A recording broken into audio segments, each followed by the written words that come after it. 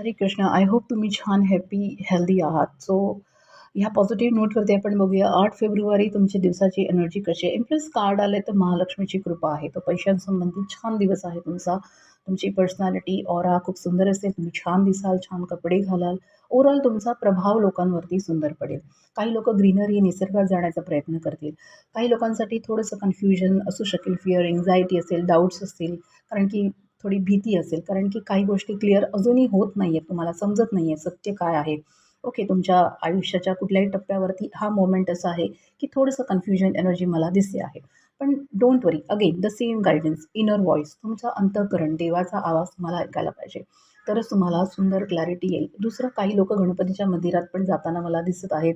Okay, किंवा कोणाचा तरी सल्ला घेणं, कोणाचा ॲडवाईस घेणं, गाईडन्स घेणं, किंवा जे आजारी आहेत ते लोकं पण कोणाचा तरी डॉक्टरचा चांगला ॲडवाईस सल्ला घेताना दिसत आहेत. म्हणजे तुमचे जे दरवाजे बंद होते ते उघडत आहेत. त्याची चावी ह्या व्यक्तीकडे आहे आणि ही व्यक्ती तुम्हाला योग्य सल्ला आणि गाईडन्स देणार आहे.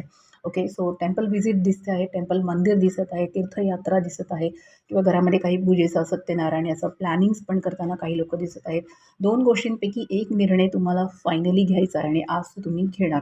ओके, सो ह्या तलवारी ज्या अशा क्रॉसमध्ये धरलेल्या आहेत, याच्यापैकी एक तलवार तुम्ही फायनल डिसाईड करा. तलवार म्हणजेच माइंड, माइंड म्हणजेच निर्णय.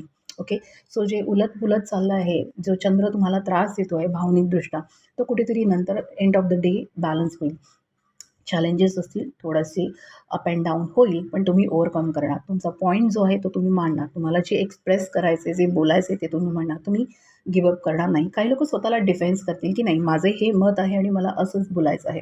ओके, सो तुमचा बोलतो ना झेंडा काढ देना, तसा दिवस मला दिसत आहे. सो थोडंसं आर्ग्युमेंट, डिस्प्यूट्सपासून लांब राहा. थोडंसं कॉम्पिटिशन आजूबाजूला लोकांचं असेल, पण त्याच्यामध्ये सुद्धा तुमच्यावरती कदाचित गुरुची कृपा आहे, तुमच्या आराध्य देवताची कृपा आहे. सो त्याच्यामुळे तुम्ही बॅलन्स पण राहणार आहात. ओव्हरऑल डे छान आहे. Keep smile on your face आणि तुमच्या प्रभूचं नाव सतत मुखात जपणं ठेवत राहा. हरे कृष्ण.